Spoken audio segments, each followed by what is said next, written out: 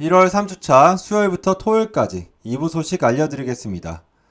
문제가 좀 복잡하고 어려운 걸 접했을 때 그거를 세세하게 생각하기보다는 때로는 머리로 생각하고 하기보다는 가슴에 울리는 대로 이제 그 결정을 할 때 좀 후회가 없더라고요. 그래서 요번에도 복잡한 문제가 좀 직면했었는데 제 가슴이 울린 대로 결정을 했습니다. 그러니까 후회는 없지 않나 생각이 드네요. 코로나19 여파로요, 기업 및 소상공인 등 사회 전반의 일자리 위기가 몰아치고 있지만 공무원 사회만 호황을 자랑하고 있다고 합니다. 문재인 정부 출범 이후 매년 3만 명씩 국가, 지방직이 증원되면서 임기 말 공무원은 120만 명에 육박할 전망입니다. 참고로 이명박 정부는요, 1만 134명, 박근혜 정부는 3만 9,918명에서 문재인 정부는 3년간 약 9만 1000명이 늘어났습니다. 이에 국민 세금으로 운영되는 정부가 묻지마 공무원 채용에 매달리면 국민들에게 향후 수십 년간 부담으로 되돌아 온다는 점을 지적하고 있죠. 이거 다 세금으로 메꿔야 됩니다. 공공기관 취업 경쟁률은요, 1000대 1을 기록하며 역대급으로 올라갔습니다. 요즘 일자리가 많이 없으니까 공공기관이나 공무원 매달리는 사람들이 많죠. 지난해 채용이 진행된 정부 산하 공공기관 정규직 행정직 가운데 경쟁률이 500대 1을 돌파한 곳만 9곳인 것으로 파악되고요. 비정규직 정기직화로 형평성 논란을 빚었던 인천국제공항사는 지난해 상반기 채용에서 204대 1 경쟁률을 보였다고 합니다.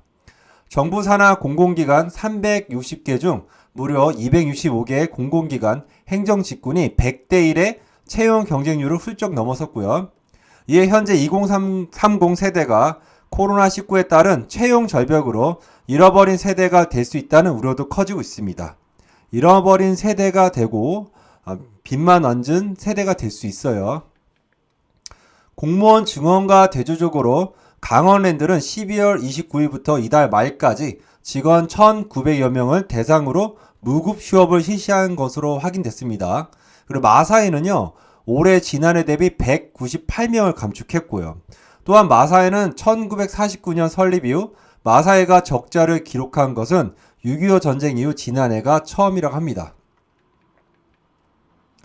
택배 노동자의 과로사를 막기 위해 택배 분류 작업에 전담 인력이 이제 투입돼요. 그러니까 즉 분류 작업은 회사가 해야 됩니다. 불가피한 사유로 택배 기사가 분류 작업을 맡게 되면 택배 회사는 적정 대가를 지급해야 하고요. 즉 택배 분류 작업은 회사가 해야 되죠. 밤 9시 이후 심야 배송도 제한이 되고요. 택배 기사 최대 작업 시간은 주 60시간, 1일 12시간입니다. 이에 추가 비용은 택배 회사가 부담하게 되면서 택배비 인상이 불가피할 전망입니다. 택배비가 인상되겠네요. LG전자가 6년 가까이 영업적자를 이어가고 있는 스마트폰 사업부 일부 매각에 나선 것으로 알려졌습니다. 이 스마트폰이 이제 돈이 안 됐죠. LG전자가요. 다만 LG전자는 어떠한 경우에도 고용은 유지할 것이라 강조했고요. MC사업본부는요, 2015년 2분기 이래 23분기 연속 영업적자를 이어오고 있으며 지난해 말까지 누적 영업적자는 5조 원 규모라고 밝혔습니다. 근데 LG전자 스마트폰 만약에 인력을 고용 유지 안 하면 이 인력들이 아마 해외로 다 뺏기지 않을까 생각이 됩니다.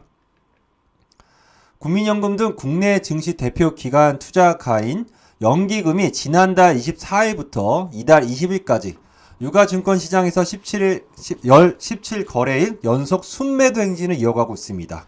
기관은 연속으로 순매도 행진하고 있네요. 그래서 올해 들어 연기금은 단 한 차례도 코스피 순매수를 기록하지 못하고요. 계속 주식을 내다 팔기에 바빴습니다. 올 들어 한 약 6조 원 순매도한 것으로 알려져요. 연기금이 계속 대형주를 내다 파는 이유는 지난해 말부터 올해 초까지 코스피가 급등하면서 평가액이 눈덩이처럼 불어났기 때문이라 합니다. 국민연금은 국내 주식 투자 비중은요 17.3%를 맞춰야 하며 올해 국내 주식 비중은 16.8%로 낮출 계획이라 합니다. 대형 기관사부터 돈을 빼고 있네요. 소상공인 및 자영업자 손실보상 법제화의 부정적 의견을 개진했던 기획재정부가 정세균 국무총리의 질타 이후 하루 만에 입장을 바꿔 코로나19 방역 조치에 따른 손실보상 법제화를 검토하겠다는 밝혔습니다. 근데 이게 법제화까지 갈 필요가 있나요? 손실보상에 대한. 이에 따라 소상공인 및 자영업자의 손실보상 법제화는 본격적인 논의에 들어가게 됐는데요. 하지만 논의 과정이 순탄하지 않을 것이라고 보입니다. 우선 가장 중요한 재원 확보가 문제죠. 그 재원 어떻게 했겠어요? 이거 재원 다 빚입니다. 그리고 이 만약에 법제화 들어가서 돈을 나눠줄 때 그 기준이 뭐냐 이거죠. 기준도 명확하지 않을 텐데. 전년과 비교해 차액의 50에서 70%를 지원하는 방안은 방역조치 기간을 4개월로 잡아도 100조 원대 막대한 재원이 필요합니다. 100조 원대요. 우리 한 해 예산이 한 500조 될걸요. 영업 제한 업종을 20%를 지급하는 방안은 월 기준 1조 2,370억 원의 재원이 소요될 것으로 보이고요. 결국 추경 편성밖에 없죠. 20일 대법원 사법통계에 따르면 지난해 법인 파상 신청 건수는요 2019년보다 14.8% 증가한 1069건으로 집계됐습니다. 이는 2006년 4월 이래 역대 최대예요. 파산 건수가요. 문제는 파산 신청한 기업이 큰 폭으로 증가한 한편 회생을 신청한 기업은 오히려 감소했습니다.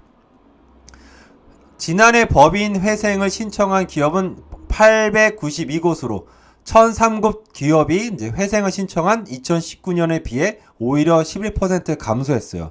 근데 왜 회생 신청이 감소했냐? 회생하게 신청하면은 이제 살아남을 수 있을 가망성이 있으니까 회생 신청하는 건데 이제 그럴 가망성이 없으니까 그냥 파산인 거죠. 지난해 개인 파산 신청 건수는요 5만 379건이에요. 개인 파산 신청 건수가요. 2019년 4만 5,642건보다 10.3% 증가했습니다. 개인 파산 신청 건수가 5만 건수예요. 개인 회생 신청 건수는요 8만 6,551건으로 전년 9만 2,587건에 비해 6.5% 감소했습니다. 접수 건수는 개인 회생보다는 파산이 더 많았죠. 개인도 회생보다는 파산이 더 많은 거예요. 회생 불가능하니까 그렇겠죠. 이는 소득 절벽에 내몰린 개은이 늘어났다는 의미로 해석됩니다. 최대 8만 명 정도 개인 회생 건수요. 그리고 파산은 5만 명 정도. 그러니까 13만 명은 진짜 끝난 거네요. 지난해 개인 워크아웃 확정자 가운데 증가율이 가장 높은 직업군은요. 일용직 근로자예요. 1년 만에 13.1% 증가한 4만 1,927명 기록했습니다. 경기가 안 좋으면 가장 약한 고리부터 무너지죠. 무직자 확정자도요. 2018년 5,854명, 2019년 7,615명, 지난해는 8,514명으로 꾸준히 증가하고 있습니다. 이는 코로나19로 힘들어진 자영업자들이 비용을 줄이기 위해 아르바이트 등 일용직 근로자 고용을 줄였기 때문이죠. 자영업자 개인 워크아웃 확정자는요. 지난해 오히려 감소세로 돌아섰습니다. 2019년 7,605명이었던 워크아웃 확정자는요. 지난해 7,213명으로 5.2% 줄어들었습니다. 이유가 뭐냐? 대출 만기 연장과 이자 상환 유예 등 코로나19 금융 지원이 자영업자를 중심으로 이루어져 부실이 수면 위로 드러나지 않았기 때문인데요. 지금 파산하고 싶어도 개인 자영업자는 파산 신청을 못하죠. 대출을 바로 원금했으니까요. 이러지도 못하고 저러지도 못하네요. 아마 이 숫자보다 더 많아질 것 같습니다. 코로나19로요. 취업시장이 급속히 얼어붙으면서 20대 청년들의 빚의 굴레에 허덕이고 있습니다. 학자금이나 생활비로 빌린 뒤 갚지 못해 개인 워크아웃 절차를 밟은 20대가 전년 대비 11% 늘어난 것으로 조사됐고요. 또 코로나바 경제 악화로 약한 고리인 일용직 근로자의 워크아웃 건수도 빠르게 늘고 있어요. 개인 워크아웃이 확정된 20대 청년은 작년 8,568명보다 11.6% 늘어난 9,566명으로 집계됐습니다. 20대 취업자 수는요, 전년보다 14만 6천 명 줄어 외환 위기 때인 1998년 이후 22년 만에 가장 큰 폭으로 감소했습니다. 요번에 아마 파산, 회생 절차 들어간 개인, 그리고 이제 회사들은요, 못 살아날 거예요, 아마. 그러니까 삶이 지옥이 되는 거죠. 지난해 상반기 경력 단절 여성 규모는요, 160만 600명이며 이 가운데 30대가 절반에 육박하는 것으로 나타났습니다. 30대는 46.1%를 차지했고요. 40대가 38.5%로 두 번째로 많았습니다. 특히 30대 중 결혼한 여성의 고용률은 같은 나이대에서 전체 여성 고용률보다 낮게 나타났습니다. 경력 단절의 가장 큰 이유는 육아죠. 42.5%. 지역별로 기혼 여성 비취업 비중이 높은 곳은 울산, 대구, 경기도 순이에요. 학력에 따른 경력 단절 양상은 2014년에 고졸 비율이 40% 가장 높았는데 지난해 대졸 이상 비율이 41.9% 가장 높아 고학력 여성의 경력 단절도 점점 늘어나는 것으로 나타나고 있습니다. 그러니까 고학력 여성도 이제 결혼해서 취업할 곳이 없어지는 거죠. 정치권을 중심으로 오늘 3월 15일 종료되는 공매도 금지 연장에 무게를 두는 분위기가 나타나면서 해외 자금의 대량 유출 경고 목소리가 커지고 있어요.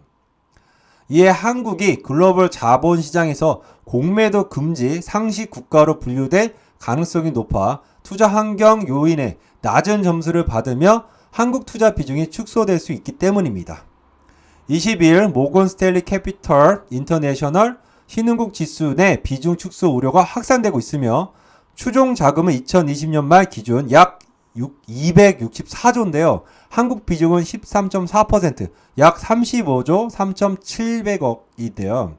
이 비중에서 1%만 축소해도요. 분기별 하루 만에 약 3조 원의 순매도, 그래서 주가 하락이 발생할 수 있습니다. 3월 달이 참 눈여겨봐야 됩니다. 정부 여당이요 2월 임시국회에서 퇴직연금 디폴트 옵션, 그러니까 사전 지정 운영 제도래요. 도입을 추진하고 있는 것으로 확인됐습니다.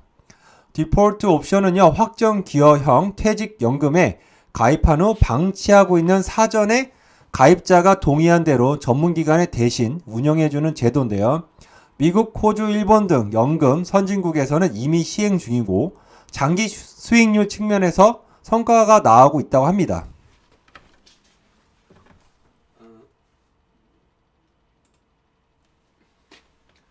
법안이 통과되면요. DC형 중 은행 예금 등에 잠자고 있는 적립금 약 50조 원이 타깃 데이트 펀드 그리고 머니마켓 펀드 등 실적 배당형 상품으로 운영될 수 있습니다. 근데 원금 보존이 되는지는 좀 알아보셔야 돼요. 집권 여당이요. 협력이익공유법 그리고 사회연대기금법, 자영업 손실보상법 등 이른바 상생연대 3법 추진을 공식화했습니다. 이름은 상생연대법이지만 실제로는 기업가 재정에 막대한 부담이 전가될 수 있다는 지적이 나오고 있어요. 손실보상법은요. 영업제한, 금지된 업종의 일부 손실을 보존해주는 거고 이익공유법은 코로나 수혜 업종과 피해 업종이 이익공유고요. 사회연대기금법은 개인 그리고 기업의 기부를 통해 코로나 피해 상공인 지원인데요. 이건 약간 자유경제시장에 안 맞을 수 있죠. 금융당국이요 가계대출 억제책으로요 추진 중인 고액 신용대출의 분할 상환 의무화 방안에서 마이너스 통장은 적용 대상에서 제외하고 소급 적금 적용하지도 않기로 했습니다. 마이너스 통장은 이제 제외한 거죠. 현재 신용대출은 만기까지 매달 이자만 내지만 앞으로는 어떻게 해요? 이자뿐만 아니라 원금도 함께 갚아 나가야 합니다. 분할 상환이 적용될 고액의 구체적 기준은 아직 결정되지 않았고요. 금융권이 잇따라 신용대출을 중단하고 대출 한도도 축소하고 있습니다. 연초부터 비투 열풍으로 은행 신용대출이 늘어나자 금융당국이 연일 경고 메시지를 보내고 있죠. 수협은요 22일부터 마이너스 통장 신규 대출 중단입니다. 카카오뱅크는 고신용 직장인 대상 신용대출 상품 최대 한도를 기존 1억 5천만 원에서 1억 원으로 축소했죠. 그 다음에 카카오뱅크가요 수신 금리를 최대 0.2%포인트를 올렸습니다. 인터넷 은행으로서 시중은행을 압도하는 금리 경쟁력을 확보하고 최근 주식시장으로 빠르게 흘러가는 고객돈을 잡기 위해 그런 분석이라 나오고 있어요. 코로나19로요 공립초등학교와 사립초등학교 간 교육 수준 차이가 커지고 있습니다. 2021 학년도 사립초 경쟁률은 6.8대 1, 그러니까 전년도 2.5대에 비해 크게 상승했어요. 이에 올해 한시적으로 사립초의 복수 지원이 허용된 점도 있지만 1년 동안 이루어진 원격 수업에서 사립초와 공립초 간의 차이가 확연히 드러나면서 사립초 인기가 높아진 이유죠. 웬만한 분들은 돈 있으면 사립초 가려고 하죠. 국립은 많이 무너졌으니까요. 공립초와 사립초 간의 원격 수업 격차 외에 등교 일수 차이도 컸고요. 국립초 주당 평균 등교 수업 일수는 1.9, 비해 사립은요 4.21이었습니다. 이에 따라 사립초에 진학할 수 있는 소득 격차가 학습 격차로 이어진다는 우려도 나오고 있어요. 이미 소득 격차가 학습 격차로 벌어졌죠. 대한민국은.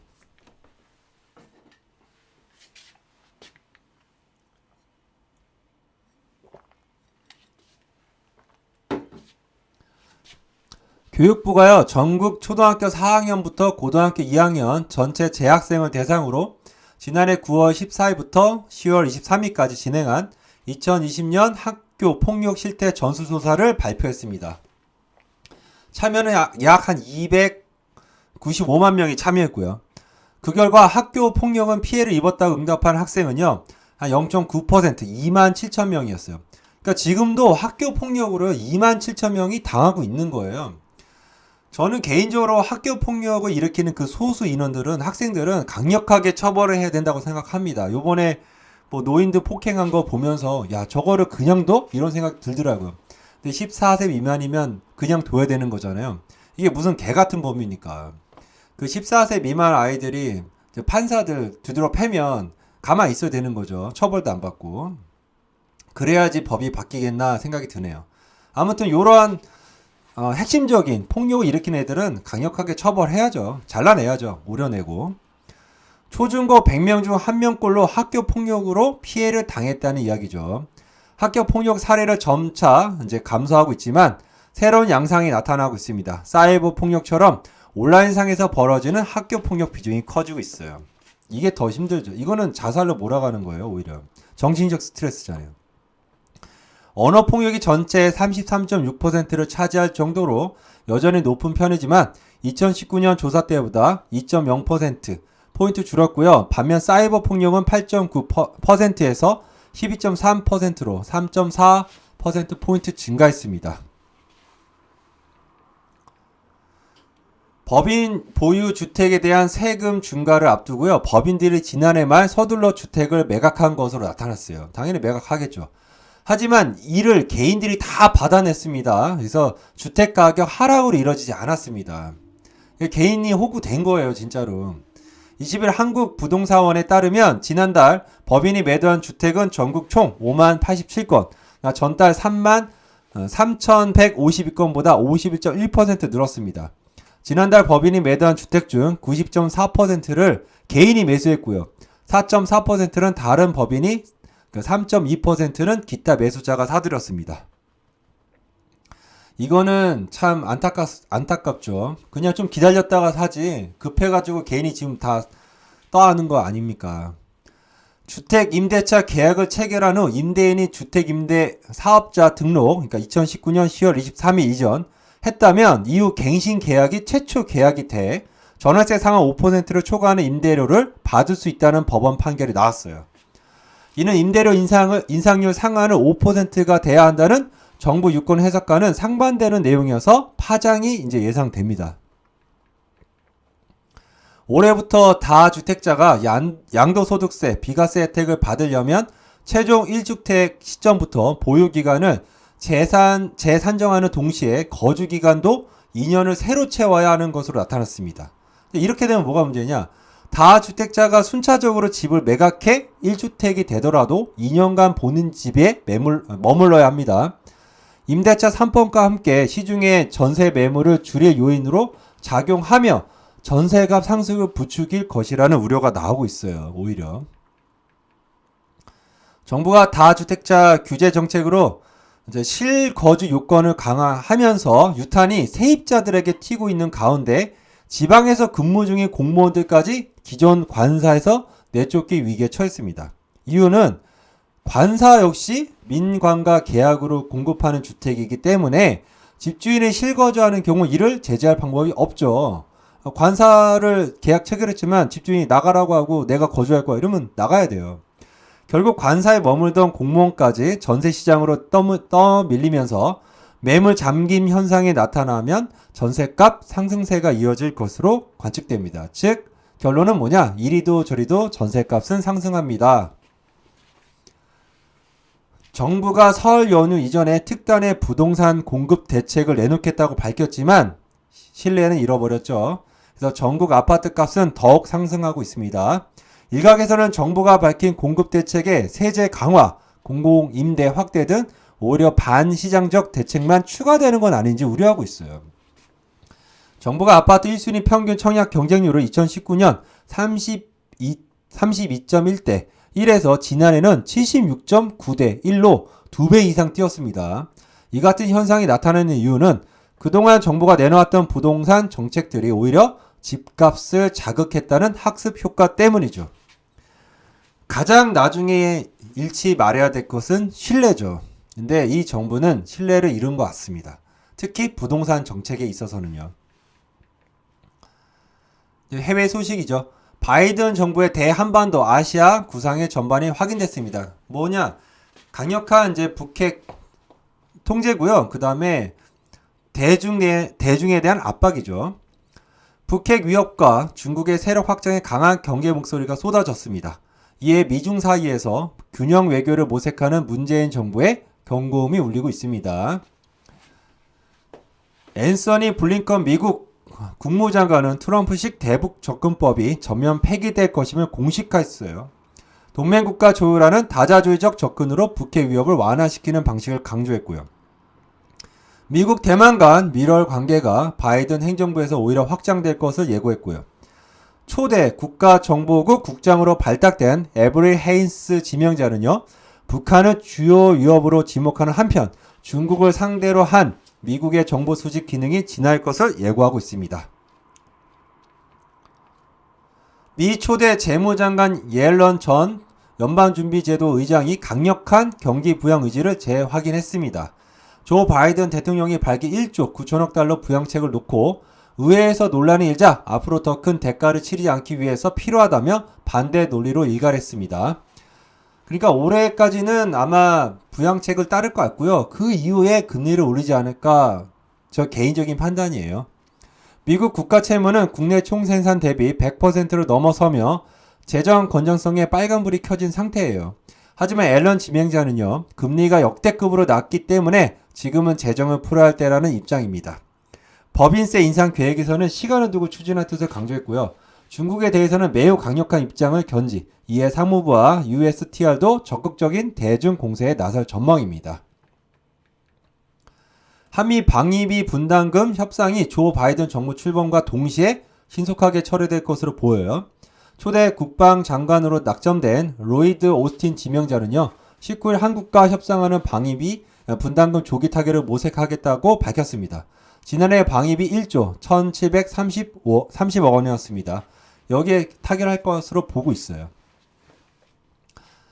CNBC는요. 도이체뱅크 설문조사를 인용해 자산운용가 등 투자 전문가들은 비트코인 시세와 기술주 주가가 앞으로 1년 내 오를 가망성보다 떨어질 가능성이 더 높다고 판단하고 있다고 전하고 있습니다.